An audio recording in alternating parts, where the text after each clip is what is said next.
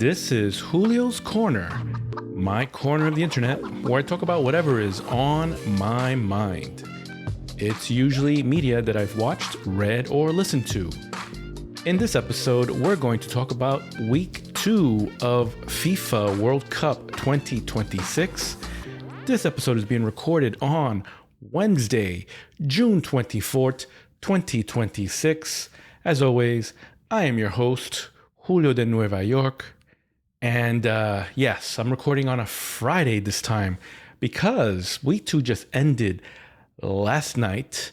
Final game was Colombia with Congo. And yeah, obviously I could not watch the game. I was at work. I did watch the highlights of the game. I do have it recorded. I will watch it at a later time. However, that being said, I am not going to hold off on this recording because unlike the previous week, I don't want to have any spoilers get in the way because week 3 starts today. There's going to be game 3 of the entry round going on. So I don't want to be, what's the word? Not corrupted, not conditioned.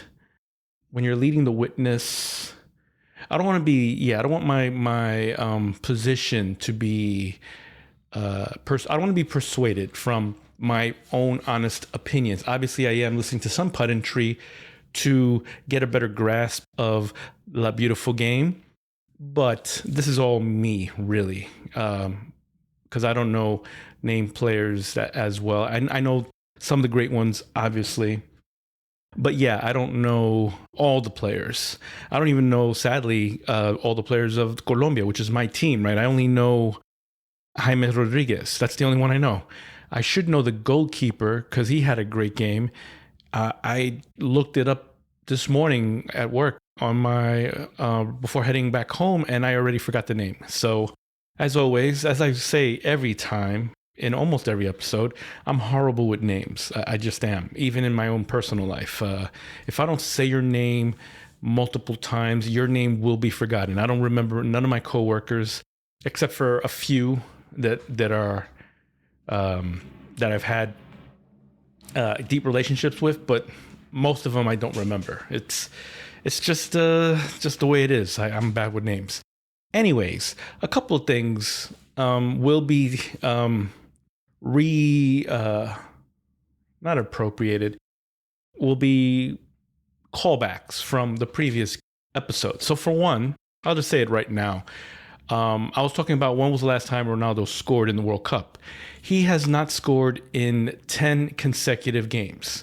Now, spoiler alert, this streak has been broken. He finally scored in week 2. We'll get on with that. But first, let's start at the beginning. Okay, so first game of week 2. Once again, Mexico is the opener. And they edge out a win against South Korea, the second best team in their group. So Mexico now has 6 points. They automatically advance to the next round. They don't have to worry about elimination. What they do have to worry about maybe is positioning, but actually, no, not in their case, because they're the best team in their group, without question. As I mentioned, Mexico is the only one with 6 points in their group, and are going to be the only ones with 6 points in their group. Actually, hold on. They're going to be in the lead regardless, because their next opponent is going to be Czechia, who's effectively, well, okay. So here's the thing. In the previous game, the previous episode, I should say, I was under the understanding that the qualifying rounds were like the previous World Cup. Things have changed because there's a lot more teams in this World Cup than the last one. So now there's going to be the best of third place teams that are going to make it. Before, it always used to be the top 2 teams of each group advances, third and fourth are gone. But because there's so many teams somehow in their calculations in FIFA corporate, they decided, you know what, we're going to have some third place teams still qualify. So the top the best 8 in third place will still survive into the next round. But that's not a position that you want to be in, obviously, because those are basically wild card games, essentially. So anyways, back to what I was saying. So last week I was going to say if Mexico wins, gets 6 points, they're going to be in it. Korea will be second. The other two are gone. However, that being said, Mexico is still number 1 at 6. Korea at second with 3 because they beat Czechia in their first game. And Czechia and South Africa played and tied. So they both have a point apiece. So they're still alive, technically. Technically, with 1 point, Czechia and South Africa have a chance of being one of the best third place teams in the next round. So the third game well, you know what? Let's just go over the I'm getting ahead of myself. Let me just go through the games first. Then we're going to go about the qualifications and all that nonsense that I did. Like the last episode, we're going to go through the games, and then we'll do the the possible predictions of who's advancing and who hasn't. Okay, so anyway, Mexico managed a 1-0 win. They were essentially they were evenly matched. As I mentioned, South Korea is a good team. Mexico is a good team. They need some fine tuning. South Korea also needs fine tuning. Mexico edged out the victory. They just got what they needed to get the 1 point that South Korea could not get. So they won 1-0. And as I mentioned, South Africa and Czechia ended in a 1-1 tie. I originally thought that meant they were eliminated from advancing, but apparently I'm wrong because of the new rules applied to this World Cup that I wasn't fully aware of. Anyway, moving on. Switzerland had a comeback game. Because they tied against Qatar, I believe it was. Because Canada's first game was against Bosnia. So anyway, Switzerland had managed a tie with Qatar. So this is Group B now. Everyone got ties. So it was anyone's group for the taking. So anyway, Switzerland, I told you in the previous that Bosnia and Herzegovina, I don't know how to pronounce it, Herzegovina, we'll just stick with Bosnia. Bosnia and H, not a good team, and Switzerland dominated them, 4-1 win. One was a penalty kick, but regardless, they won without no contest. I didn't watch the game. Wasn't a game that I was excited to, so I just saw the highlights. Oh yeah, speaking of which, this is one last thing I wanted to say before getting into it, but I forgot. The reason why I'm all caught up with all the games, unlike the last episode last week, was because I was trying to watch as many games as possible, and that takes up a lot of time. This time around, I decided to be a little savvier, and the bulk of these games were highlights, except for the ones that I really wanted to watch. Of course, Colombia, I really want to watch, but hey, I have the recording. It happened last night while I was at work, so I could not watch it. I will watch it today. But I know that I did see the highlights for it, so I know the gist of the game. I will still experience it as a fan. But yeah, let's get this episode out the way. So anyways, back to the scoreboard. So yeah, Switzerland won. Bosnia did get a red card in the game, so that definitely made it more uneven, and just I mean, Swiss was already dominating, but that just helped add to the 4-1 embarrassment.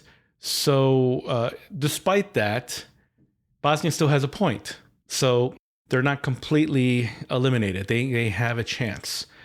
Qatar got dominated by Canada 6-0. There was one red card in that game as well. There was also one Canadian that got injured. So that, I did not watch the game. I just know what happened. I don't even think I saw the highlights of that game. I do have the recording. I do plan to watch it. I was thinking of, but time kept flying and I needed to keep up. So I have that in the queue as game matches that I'll watch when probably tonight. Anyways, 6-0 dominated.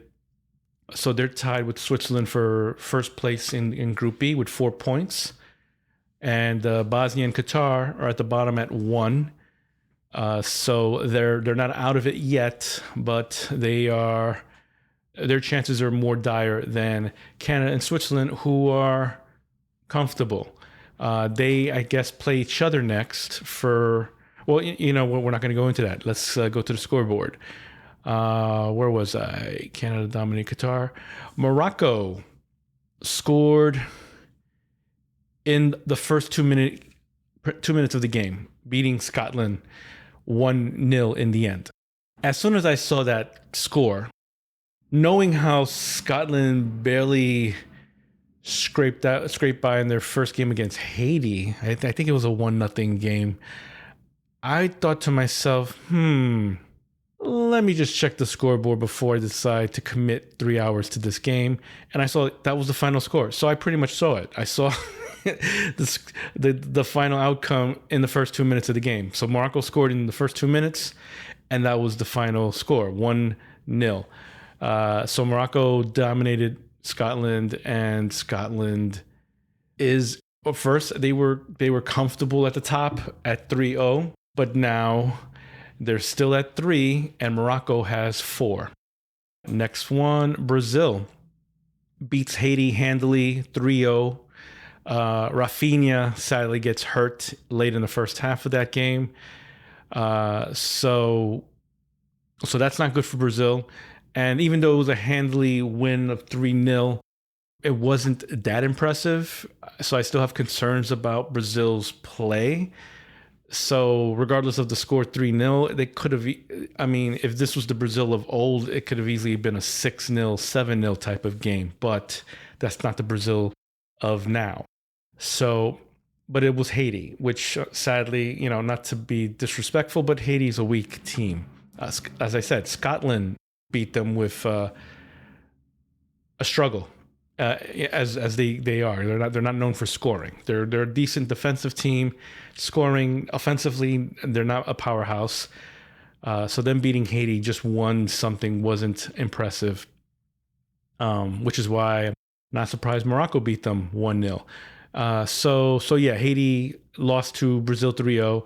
They lost a player, Rafinha. He's a valuable player in their lineup, so things are going to be tougher for them when they go up. It is going to be Scotland. So here's the deal. They got an injury. Let me stop getting ahead of myself. Moving on. The U.S. dominated against Australia, and they won 2-0. And you might be asking yourself, why was 3-0 against Haiti not impressive, but 2-0 against Australia is? And it's because of the quality of your opponent and the quality of the game. Brazil won 3-0, right? However, they didn't really have command of the game. They didn't really, it just was, it was an easy team to beat. They should have been beating them better by more. But Haiti was able to take the ball away from them and mess up their rhythm and I'm not going to say give them a fighting chance, but they made Brazil struggle to get those 3 goals. So yeah, whereas the U.S. played Australia's game, which is a defensive game, and one where they try to limit your possessions and your opportunities, and the U.S. took what was given to them, and they got their 2 goals with relative ease, and then they stuck it out. And Australia likes to be bruisers and beat their opponents around, knock them on the floor and stuff, and they did do that. The U.S. did it back. Their best player, Pulisic or however you pronounce his name, he sat out this game because he has a nagging injury. The last time U.S. played Australia during, I guess, qualifying matches or a friendly, they beat the crap out of him, apparently. And I don't mean by physically just beating him up, but during the game, they kept knocking him around. That's what I mean. So, and him being injured as is with his lingering hamstring injury, they decided, yeah, you know what, you're going to sit this one out so you can heal better for game 3, or maybe not even, now that they've got their 6 points by beating Australia. So, like South Korea, where am I? I'm on. We're on Group D now. So yeah. So U.S. like Mexico in Group A, they're at the top with 6 points. Australia is in second place with 3. Turkey A shocked me again, and they lost. That's who it was. So Turkey A lost to Australia in the first game of in the first week, which like I told you, I was surprised by because Turkey A was good in Europe, and even the pundits were shocked by it. So it wasn't just me. It wasn't just ignorant me with little knowledge that was surprised by that. But my preconceptions were valid from what I knew about the Euros and apparently the squad that they have, because I guess a lot of these players play in the big leagues and whatnot, and so they were known to have a good team. But they were scoreless against Australia, and Australia beat them, and then they lost to Paraguay. So, like the Scotland game, Paraguay did something different. They are known to be a defensive team, and they usually play in the back. They have like their walls, and they let you come to them, and then they'll try to maybe do a transition in one of your missed attempts that you get. You might get cocky, and they might catch you doing in an accident and try to fast break to their side to score. Right? That's how they played U.S. But the U.S. disrupted that plan and immediately scored on them. So they had to change their game plan to try to tie the game, and of course. That just played into the U.S.'s favor, and that's why U.S. just dominated them in week 1. So Paraguay decided, you know what? We got nothing to lose. We gotta, make this right. And they, in the first 2 minutes, scored against Turkey A. Turkey A, I don't know. I was shocked. I didn't catch the Scotland-Turkey A game. Am I right? No, I'm sorry. The Australia-Turkey A game. I don't think I watched it. So... But from what I remember, they were a bit of an offensive. They were a mixed team. Like they scored and they played defense, obviously, but they were also aggressive offensively. So I don't know what happened in the Australian game, but apparently, but they couldn't score for the life of them. No, I think I did see it. My memory's foggy. I didn't see this game. So week 1 is a little foggy, but yeah, they couldn't finish. That's what it was. Like they dominated possession against Australia, but they just, when they got to the other side, they just weren't efficient. They weren't able to they didn't have definition. They couldn't score.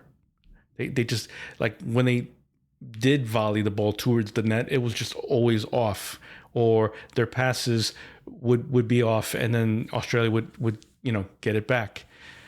Things like that. So anyways, Paraguay, normally a defensive team, they were aggressive in the beginning, got their goal, and then like, okay, yeah, now let's go back to our normal style of play.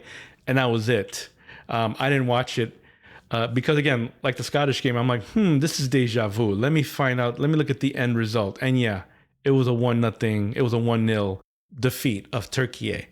So yeah, I essentially saw the only goal scored within the first 2 minutes, like the Scotland game, and I decided not to waste my time watching the rest.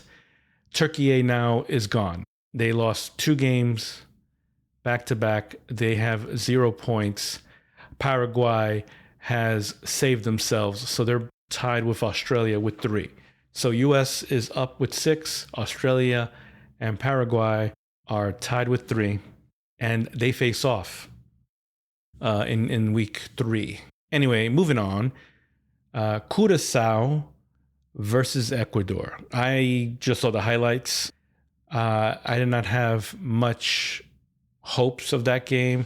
Curacao lost to Germany, like 4-1, I think it was. It was 4-1 because I remember they got that goal, and then I was like, why are the Germans on the side on the bench like clapping for them? Like that's so out of character. And it was because then they got 3 goals after that, because it was like good for you, Curacao. That's nice for a first time first historical goal in the World Cup, your first time here, and you got to visit, and yeah, so good for you. But now we're gonna clean up, and they did. They beat them 4-1, and Ecuador is not a, again like Paraguay, sadly, like a lot of Latin American teams, they're more defensive because sadly they're not good at scoring. So yeah, I did not think this was going to be a high scoring game. I did not bother watching it. I saw the highlights. It was a 0-0 draw. So I thought this meant they were eliminated. But again, though that's the old rules. In the old rules, they would be gone because there's no way for them to get second place. But that's not this time around. This time it's the top best third place. The top 8 third place teams will still qualify. So even though Ecuador and Curaçao only have a point each, there's still a chance. Moving on. Oh yeah, I just confirmed it. This is Curaçao's first World Cup. Like the thing I mentioned about Ronaldinho. Sorry, not Ronaldinho. Cristiano Ronaldo. Ronaldinho is a Brazilian player whose also name is Ronaldo, but he got called Ronaldinho because Brazilian Ronaldo, CR9, I guess is his number. Anyways, he's Ronaldinho because of Ronaldo, Brazilian Ronaldo. Whereas Cristiano Ronaldo, I already mentioned, he hasn't scored in 10 consecutive games. He has broken that streak. So along with that fact that I wasn't sure of in last week's episode, I also confirmed that both Cape Verde and Curaçao have never been to the World Cup before. This is their first one ever. So, history has been made for those two teams to do as well as they're doing, considering they are first timers. Anyways, Germany versus Cote d'Ivoire. Now, I was thinking this is going to be an interesting game because Cote d'Ivoire is a defensive team. Germany is normally an offensive team. They're good at defense too. But the way they dominated Curaçao, well, no, that's a bad comparison. I thought it was going to be a tough game for them. I didn't think it was going to be as tough as it was. They were scoreless the whole game until they subbed in Dennis Unde, I think is his name, at the 59-minute mark. And then he scored. He subsequently, after being subbed in, scored. So he's a super. This is the position that I was saying that Ronaldo should be. Like in basketball, it would be considered a 6-man. So a super sub. Dennis Unde comes in at the 59-minute mark and then scores the first goal 9 minutes later at 68. And then at the end, during extra time, they at the 90-minute plus 4, he scored his second goal. So they won 2. They were down 1-0. Ooh, okay. So Cote d'Ivoire actually scored on them one goal, and Germany was not able to because again, Cote d'Ivoire is known for being defensive. So somehow they scored on Germany and were able to keep them out.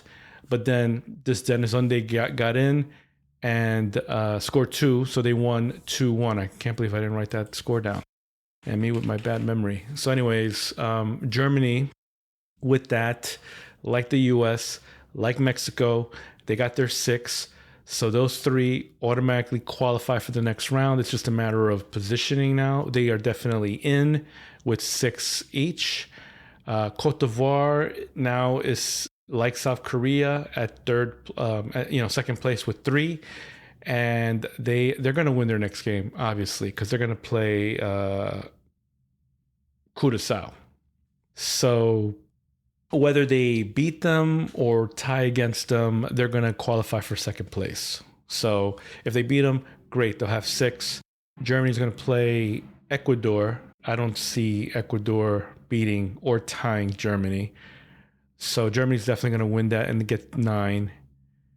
And Cote d'Ivoire, honestly, I don't see them tying with Curaçao. But worst case scenario, they tie with Curaçao. They get 4 instead of 6. And Curaçao with 2 points might might still get in. I'm not sure. We're gonna get into that later. I keep getting off track. Gotta stop doing that. Anyways, there's too much football to talk about. The Netherlands dominated Sweden. I am shocked by this. I thought Netherlands and Sweden were kind of on par with one another, especially because Sweden, well, Tunisia is a bad team, but the Netherlands and Japan ended their matchup in a tie. I think it was 2-2. So, and Sweden, obliterated Tunisia. But again, that's Tunisia. So I expected maybe a draw between the Netherlands and Sweden, or maybe a victory. I did not expect a 5-1, which is how that game ended. I only saw the highlights. So that was a little more surprising than I expected. I didn't think the Netherlands had much of an offense because, as I told you, I thought their main scorer, Javi Simons, I think is his name, he's not there because of injury. And based on their game against Japan, they didn't really create a lot of opportunities for scoring. But that just shows how bad Sweden is because, they they killed them 5-1. So that makes me think Japan is definitely going to dominate Sweden for sure. Because I do believe Netherlands and Japan are the top two teams in that group. So, speaking of which, Japan played Tunisia, the weakest country in that group, and Japan dominated 4-0. They tied against the Netherlands, and they dominated 4-0 to Tunisia. Tunisia is gone. They are eliminated along with Haiti because they both. So Haiti, Turkey, and Tunisia are out. They have nothing. You know what? Let me get back on that. Back to you with that in a moment. Let's keep going. As far as I'm concerned, they're gone because you have no points. There can't be a way you'll be one of the top 8 third place teams. But anyways, Iran, Belgium. Now, again, rooting for Iran. Belgium is not as good as they used to be. That ended in a 0-0 draw. It was an intense game. Iran played tired. Belgium are just a tired old team. Lukaku, unlike the first game, he played the whole game this time, and he was just ineffective. He was playing the way Ronaldo did in Portugal's first game. He just wasn't doing anything. And so it's still frustrating for me seeing Iran go through this because of the policies that we're enacting on them to make it unfair. On top of that, there was a goal that they did score that was taken away from them because of they ruled it offside, but it didn't really look that way.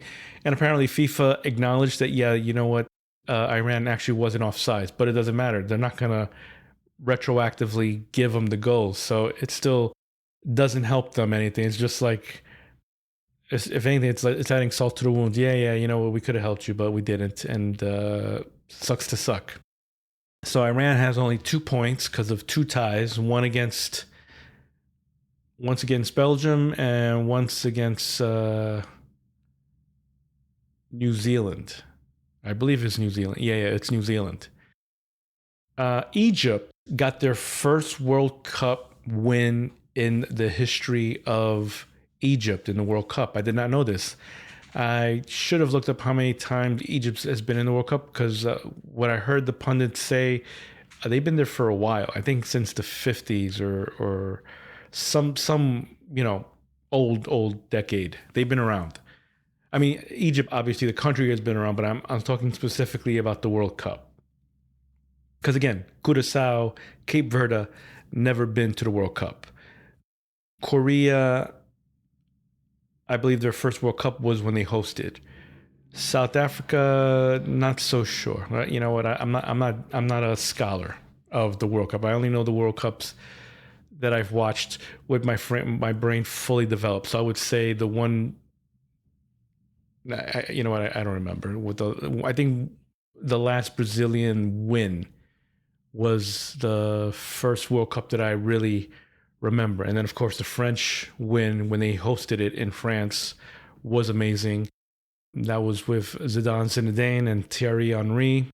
And Barthez, oh, I love that goalkeeper. See, how come I still remember that name? Again, it was burned in my mind. I used Chilavert and Barthez were the best goalkeepers of that World Cup, and goalkeepers used to be the guys that I really followed. And then this cup, there's a lot of good ones, and I don't even know their names. Like the Colombian one, Ospina was a good Colombian goalkeeper. Obviously, he's pretty much retired, and he's not the starting goalkeeper. But I don't remember. Oh wait, it was no, I don't remember his name. I'm trying to.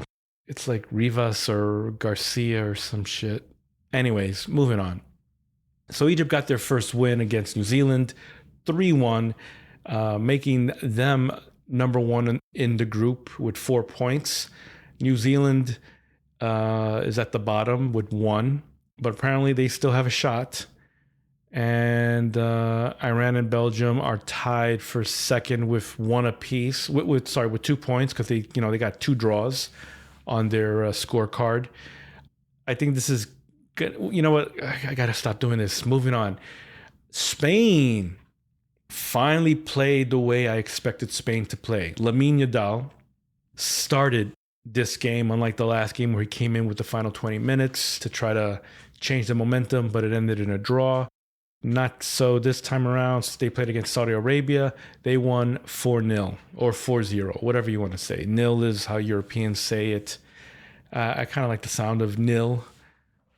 So anyway, 4-0. Spain beat Saudi Arabia. Lamine Yamal was fantastic. This was the Spanish team I wanted to see in the World Cup. This is what I got to see. And Saudi Arabia is, what group are we in now? I'm losing track. Well, I would have said Saudi Arabia is eliminated, but apparently 1 point, you still got a chance. So it's so weird. I'm not used to this new system. Anyway, so yeah, this was a Spanish team I expected to see. However, that being said, it is Saudi Arabia, not the strongest team. We shall see when they play Uruguay, who again, Uruguay is disappointing me. I expected more from them. Cape Verde, this is definitely putting Cape Verde in a better light, in a good light. Their 40-year-old goalkeeper wasn't able to be as dominant a goalkeeper as he was against Spain. He wasn't able to shut out Uruguay. However, that being said, Cape Verde still managed a 2-2 tie against Uruguay, staying alive with 2 points and 2 upsets. The Spanish one obviously was more of an upset than the Uruguay one because Uruguay tied against Saudi Arabia. So already people are kind of scratching their head on Uruguay. They're not the team we thought they were.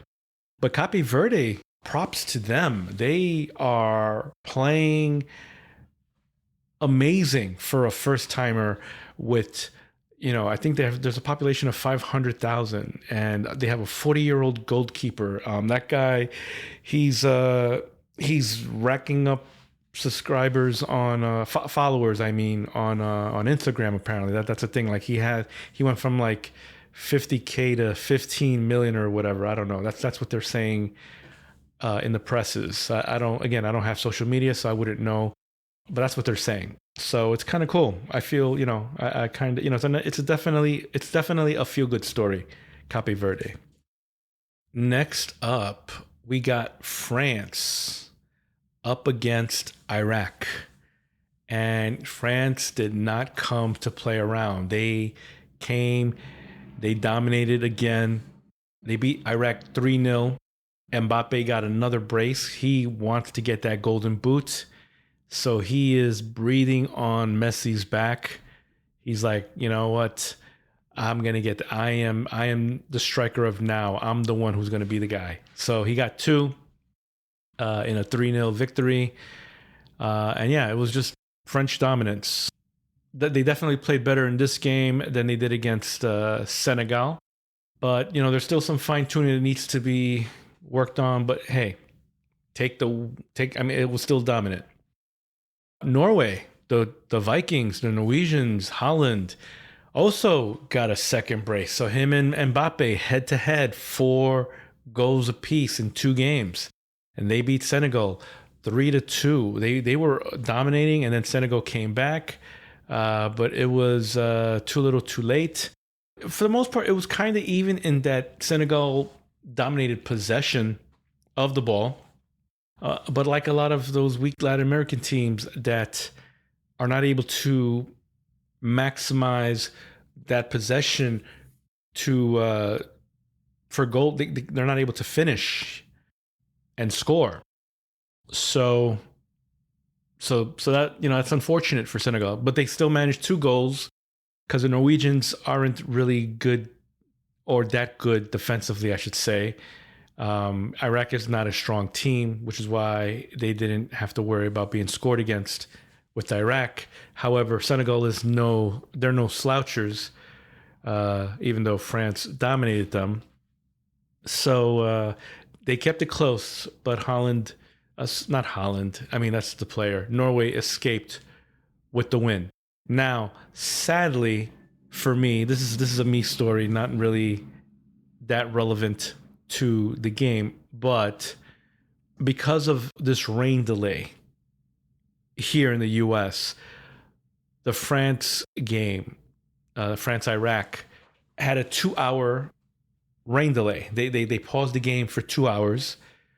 So that cut into the broadcast time of the Norway game, the Norway-Senegal game. So sadly, because this is over-the-air television, not a streaming thing, I could not see the first half of the game. Now they graciously, quote unquote, FIFA graciously advertised, hey, if you get Peacock, the streaming service, you can watch the Norway game in its entirety, or universo.com, the Spanish version, which again, part of Peacock, blah, blah, blah. I'm not paying money for one game, for one half of a game. Because as it turns out, like I said, the first half did not get recorded. The second half got recorded. So I start the second half of the game. That's the only game half I could watch. The score was only 1-0. So I missed one Norway score. And that's fine because the bulk of the action was in the second half that I did get to see. So I got to see Holland.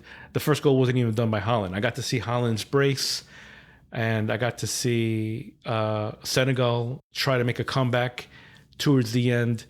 And it was a fun, intense second half that I got to catch. So I'm not too put off by missing the first half as I was initially. Argentina beat Austria. Wasn't at all surprised, or was it? It wasn't unexpected. Messi got a brace. They won 2-0. Austria's just not a good team. I never thought they were. Who did they beat? They beat I think they beat Jordan. Yeah, because Argentina beat Algeria. So beating Jordan wasn't an indicator of anything to me. And again, I didn't watch the game, so I couldn't tell you definitively. I think I might have seen the highlights, but yeah, that's not a team I follow.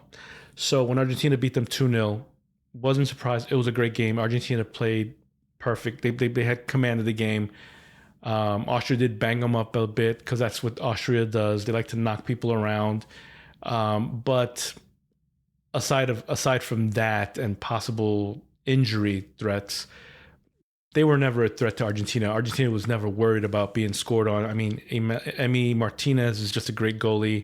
Hey, there's one I know for the Argentina team, and they kept him out. And then Messi got his brace, keeping the lead. So 5 goals in 2 games. He's still ahead of him. So he broke the record. There was a penalty kick he missed, so he could have had another hat trick.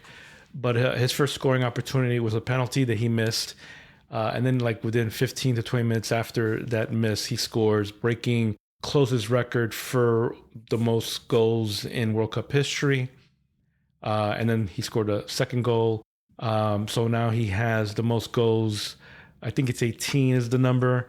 Mbappe is right behind with 16, which is a crazy number if you think about it, because Mbappe's only been to 3 World Cups so far. right? This is number 6 for Messi.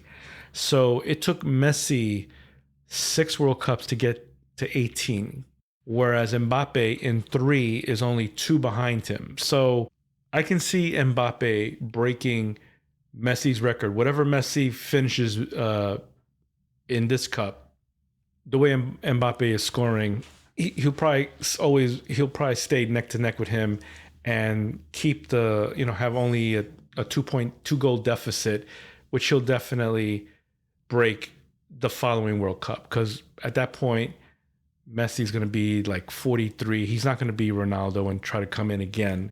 I doubt it. And Mbappe is still going to be young and in his prime and more than capable of scoring 2 goals in another cup to breaking that record. Anyways, moving on. Where am I? Algeria and Jordan. Speaking of the 2 weak teams, Algeria managed to win against Jordan. They beat them 2-1. So Jordan is gone. Algeria is still alive. They're tied with Austria.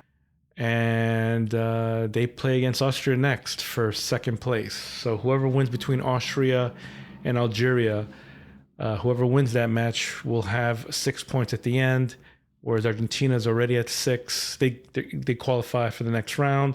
It's just a matter of positioning. I don't see them losing to Jordan. I keep doing that, don't I? Yeah. Anyway, Portugal versus Uzbekistan. Finally, after 10 games of being scoreless, Ronaldo gets a brace. He gets 2 goals in a 5-0 domination of Uzbekistan. And all the Ronaldo fanboys are roaring and screaming and cheering and be like, yes, our GOAT is back. Look at him. 2 goals. Ah! Anyone who says different are just haters. The people, the pundits in Fox, in Telemundo, Thierry Henry, Zlatan, they're all hating. They're all jealous. They're crying. They're biting back their tears, their words. They have to say nice things about Ronaldo now, but they're crying deep down inside because they're haters. Did you forget that this was Uzbekistan? They should destroy Uzbekistan. Colombia haphazardly beat Uzbekistan. Did people not remember Uzbekistan is not a good team? And who did they draw against in their first week with 1 goal from a different player in Portugal and 0 goals for Ronaldo? All right, Congo, who played Colombia. We'll get to that. But anyway, back to this game. So yes, they dominated. Ronaldo broke his slump. He got his 2 goals. He said to the camera as he's leaving the pitch, I'm back. Because he's all ego. It's all him.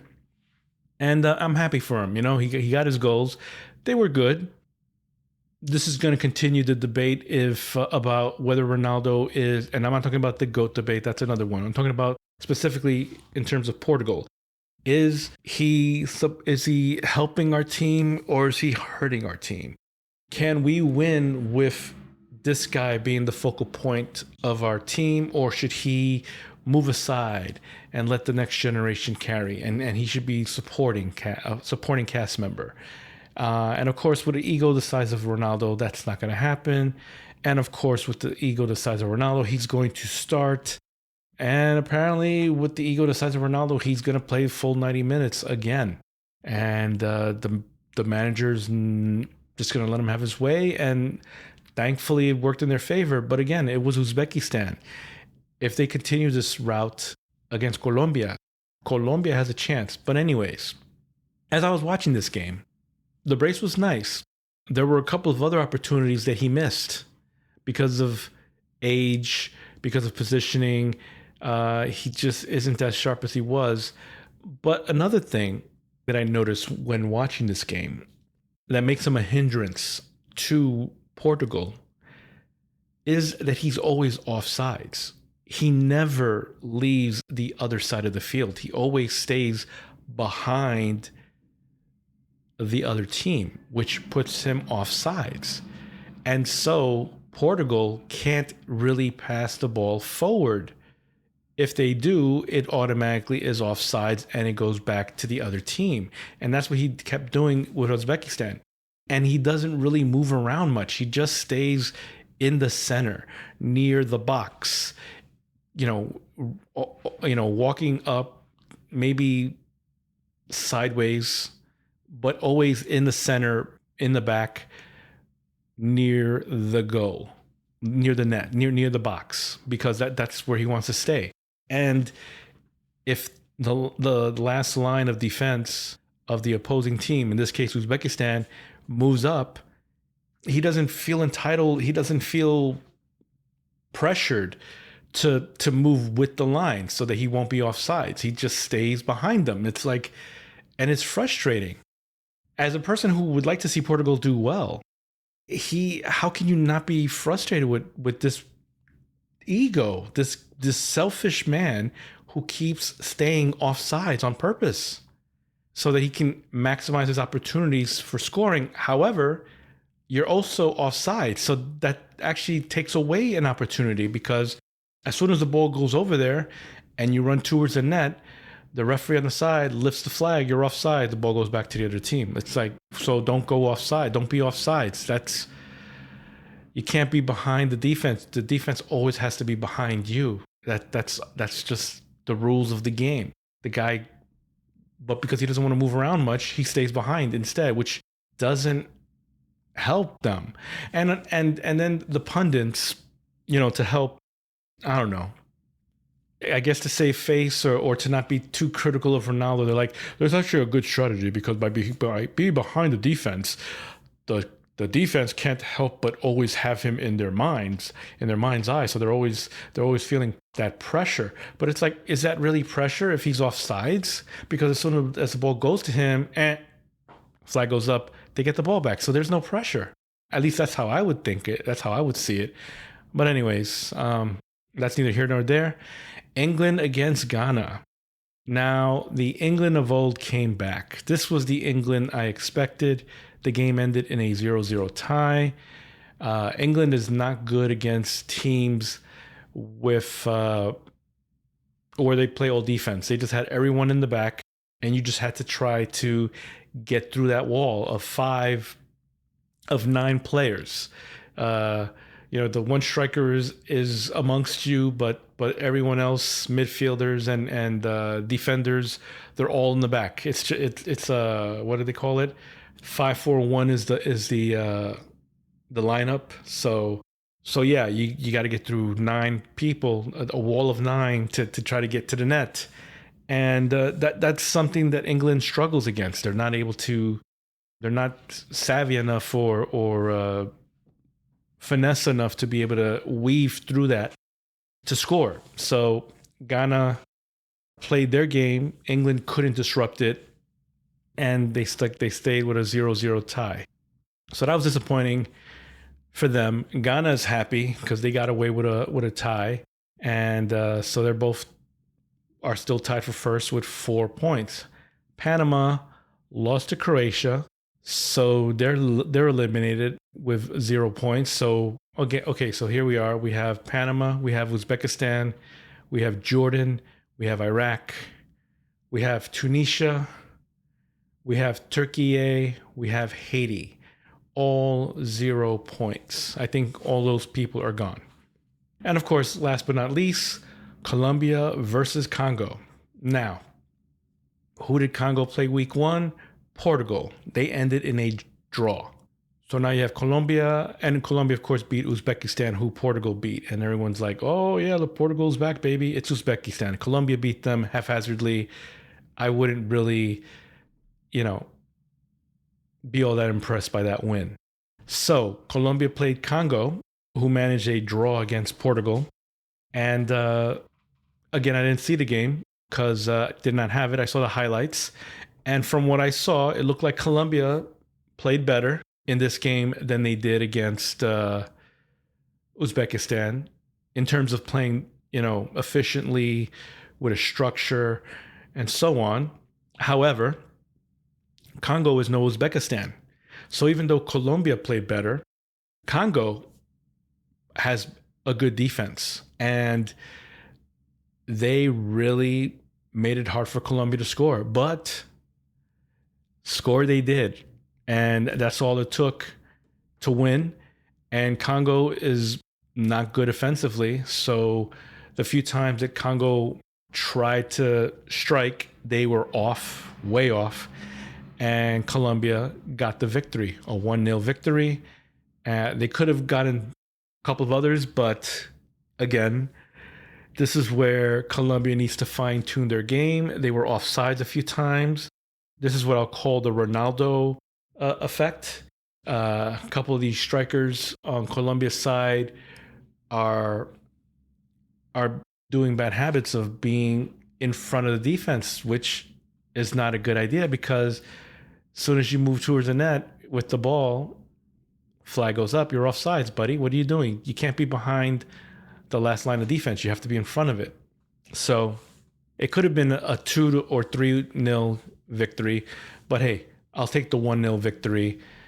Colombia is sitting pretty with 6 in their group. They're on top. Portugal is in second place with 4. Congo is at 1. So apparently that's enough. And I already mentioned England and Ghana. Yep. And Panama and Croatia. Yep, I did. So that's all the groups. Okay, now let's go. Oh, I'm exhausted. And we're at an hour already. So you know what? So yeah, Group A, as I said, Mexico on top with 6. They beat Korea. They beat South Africa. I don't see them losing to Czechia. They're going to stay in first. South Korea plays South Africa next. They're going to be in second. Group B, Bosnia. As far as I know, Bosnia and Qatar are... Well, no. See, this is what I wrote down. They're eliminated, but apparently third place is a thing. So we'll get back to that. Canada and Switzerland are tied for first, and they play each other next. So they're going to be fighting for first and second place position. Scotland, as I mentioned in Group C, they're in third place now. Morocco and Brazil are in first. Brazil plays Scotland next. So the best that Scotland can hope for is a draw against Brazil. It's possible since they lost a player, a valuable player in their team. I think Neymar is still not healthy enough to play.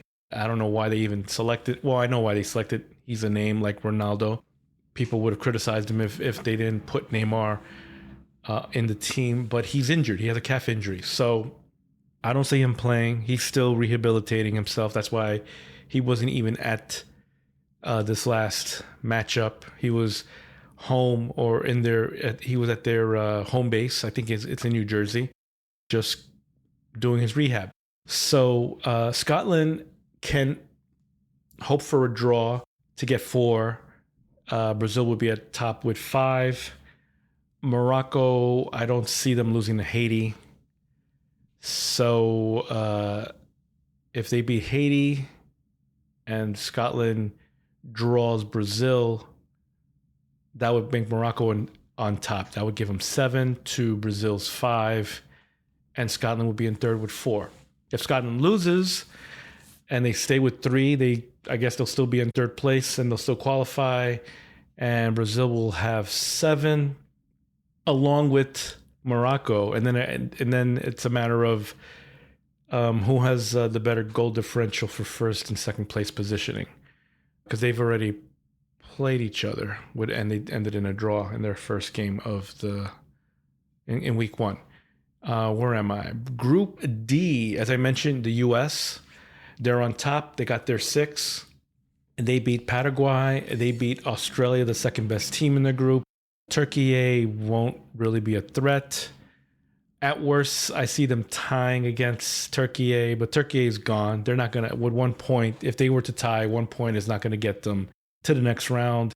That'll give the U.S. 7 to stay on top. If Australia beats Paraguay, they'll have 6 to stay on second. If they tie with Paraguay and Australia will have 4 apiece, and then it'll be a goal differential for second place. If Paraguay beats Australia, Paraguay's in second, Australia will be in third, and they may survive in third contention. Let's see. E, Germany. on top of the world with 6. Their next play would be Ecuador. I don't see them losing to Ecuador. They're gonna get their 9. Cote d'Ivoire plays against Curaçao. They're gonna get their 2nd. I think that'll eliminate Curaçao and Ecuador. Yeah, I see them getting eliminated by Germany. I don't think you can go far with 1 point apiece. E, you have that is D. So F, Sweden, Japan, Netherlands, and so on. So let's see. Japan and the Netherlands have 4 apiece, right? They played each other. Japan beat Tunisia. Japan plays Sweden next. I don't think Japan is going to lose to Sweden. At best, Sweden can hope for a draw. I don't see it. I see Japan beating Sweden. And if Japan beats Sweden and the Netherlands beats Tunisia, then it's a matter of who got the most goals. I think Netherlands will edge them out because of the beating they gave Sweden. Because they had, what was it? Let me go back up. Netherlands was like 4-1 or 5-1. Netherlands had dominated 5-1 against Sweden. And Japan, oh wait, 4-0. Damn.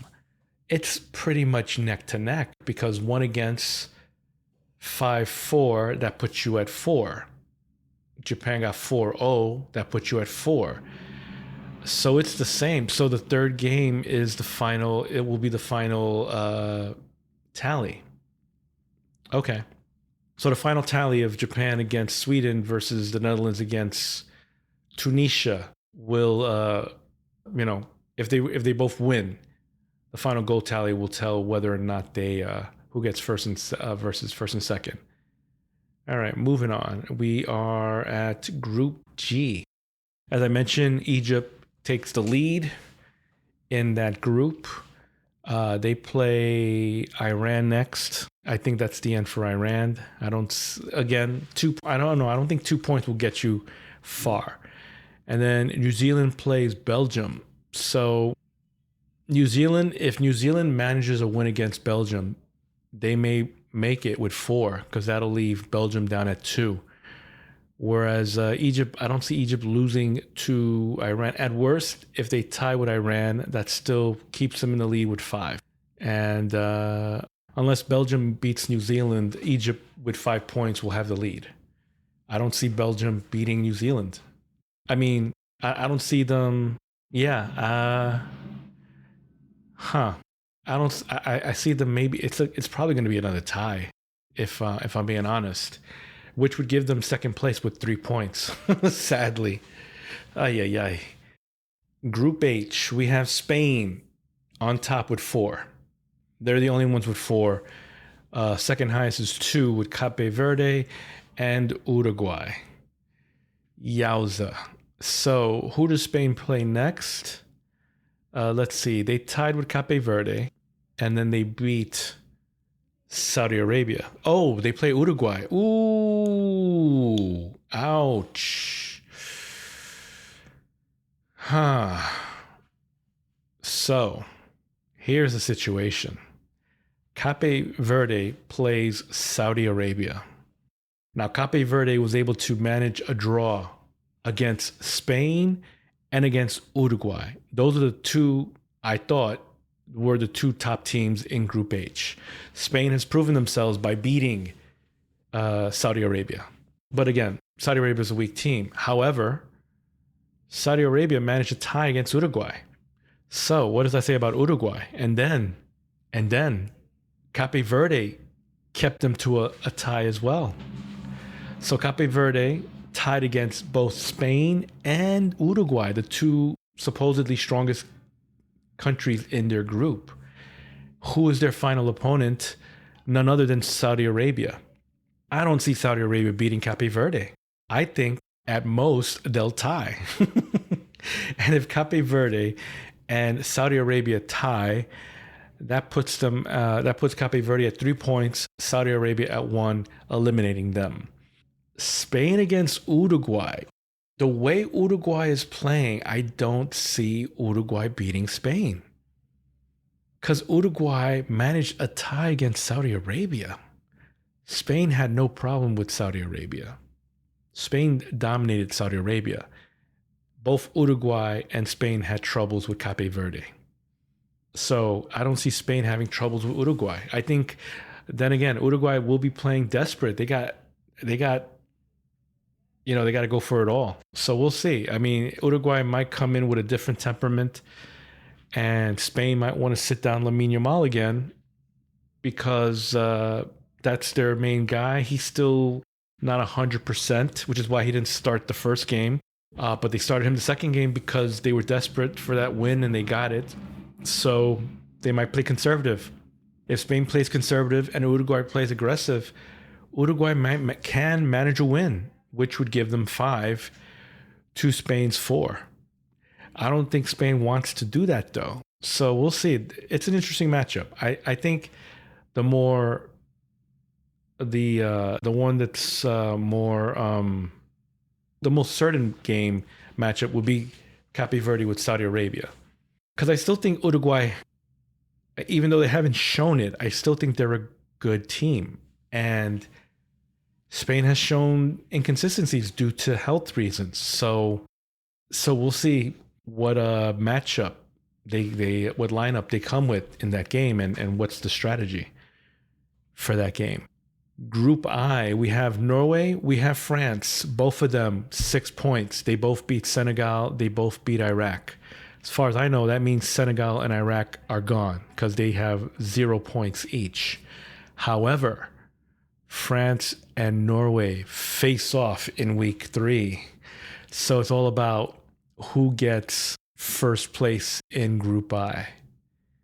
Because you got the Vikings with Holland, Erling Haaland, they call him the cyborg, versus France and Mbappe, Le Bleu and Mbappe, who they call the dictator. Apparently that's his name in La Liga in Spain. They call him the dictator. So it's the dictator versus the cyborg. Now, that being said, France does have a better team. He has a better cast of players, and they have a better defense. So, and even Haaland in an interview, in a post match interview, said, I don't even care about this game. I'm not even thinking about it. I'm just happy we won, and we're going to go to the next round. France will probably beat us. They're going to probably win it all. France is the better team. Like, he just honestly and earnestly said, yeah, you know what? There's no pressure on me in the next game. I don't think we have a chance to beat France. However, we did qualify for the next round. That's all that matters. This is the first time Norway's been here in a while, and they won their first 2 games, so they're going to the next round. And as far as he's concerned, the rest is gravy. So France is the one with more pressure in that sense because they're expected to be the favorites to win it all, not Norway. Norway is, if anything, a dark horse, as they say. Moving on, we're now to Group J. Argentina is at the top with 6. Austria and Algeria are tied for second place with 3 apiece. And guess what? They face each other off in week 3. It's going to be Austria and Algeria for second and third place. Jordan is effectively out. Argentina is going to play them. I don't see Jordan beating Argentina. At most, maybe a tie. Argentina will probably rest a lot of their players and let some second stringers come in. Messi will probably still play a little bit at the very least in the beginning, and then they'll sub him out. But this is pretty much a cakewalk for them in their group. Group K, Colombia, mi país, mi equipo. Colombia is on top with 6. Portugal is in second with 4. Congo's in third with 1. Uzbekistan is gone. They're out. They lost to Colombia. They lost to Portugal. Now, Congo is trying to survive for third or second place contention, qualification, I should say. Week 3, Colombia sees Portugal. So here's the deal. Portugal has 4. Colombia has 6. At worst, if Colombia loses, they will be in second place with 6. Portugal will be in first with 7. So, at the very least, there's no fear of Colombia getting eliminated because they're in. However, that being said, we want the best opportunity for them to advance in the knockout rounds, right? We don't want Colombia to have a bad position. If losing to Portugal would guarantee that, would guarantee Portugal an easier path to the finals, and Colombia a more tenuous and harder situation. We don't want that. We want Colombia to have the best of the best. And I do think Colombia has a chance to beat Portugal. All Colombia has to do is not be intimidated by the aura of Ronaldo and of Portugal, because that's always been an issue with Colombia. We're not Argentina, we're not Brazil, we're the upstarts. We're like Mexico. We're that scrappy younger brother that's trying to impress the older brothers, the top dogs. We're trying to impress you, but at the same time, we're in awe of the greatness that is Argentina and Uruguay and Paraguay and Brazil. However, in the last Copa America, it was, I believe it was Colombia against Brazil. And yes, sorry, no, not Brazil. It was Argentina and Colombia. Colombia, Argentina in the final. And yes, Colombia lost. However, Colombia played their hearts out in that game. Argentina was the better team, and Colombia did not play with that inferiority complex that I've always seen them play when they go up against Brazil or Argentina or in the Copa Americas or the greater European teams like Germany or Italy or France and so on. They played them eye to eye, toe to toe, face to face. They did not cower to them. They did not fear them. They were not intimidated by them. They played them like equals. And I think they still have that mental toughness that they developed with this specific Colombian team, where Jaime Rodriguez is the anchor, the point guard of the captain, the one directing everything. Though he hasn't been doing much of that in these first 2 games. They've been kind of rudderless and winging it and winning. They had better control this last game, but still, Jaime Rodriguez doesn't seem to be the anchor that he's supposed to be, like he was in the Copa America. But despite that, the point is they're not intimidated by anyone. And if you're not intimidated by Argentina, you definitely should not be intimidated by Portugal, because Portugal, on paper, they're good, but they haven't shown it. They weren't good in the Euros. They weren't good in the last World Cup, I mean. So Colombia can easily win this, especially if Ronaldo gets in the way of the team because of his dumb ego and always being behind the line of defense, getting offside calls all the time, getting in the way of his other fellow teammates when the pass isn't really meant for them. It's meant for him. It's meant for the guy behind him, but he doesn't see that guy because he's only thinking about himself. It's all about give me the ball. If that happens and Colombia dominates possession of the ball, giving themselves more opportunities, they can win that game. And by winning it, they'll secure number 1 in Group K with 9, keeping Portugal down at 4. If Congo beats Uzbekistan, which I don't see Congo losing to Uzbekistan, then it'll be between Congo and Portugal to see who's in second and third between those two guys. And finally, Group L, you have England and Ghana at top on the top 2 with 4 points each. They tied against each other. They both beat Croatia and Panama respectively. Now, England already beat Croatia. They don't have to worry about them. Croatia is scrappy. Panama is effectively eliminated. So even though they got nothing to lose, they're not a threat. So England gets a cakewalk of a game with Panama for their last opponent in this initial round. Ghana plays against Croatia, which might be a little harder. Though because of their defense and Croatia's inability to really create scoring opportunities, I don't see Ghana losing to Croatia. I think Croatia is out. They're an older, slower, less effective team than they were in the last World Cup. Which even then, that team, they advanced to the knockout rounds, and then it was always about the penalties. And I don't see that happening this time around.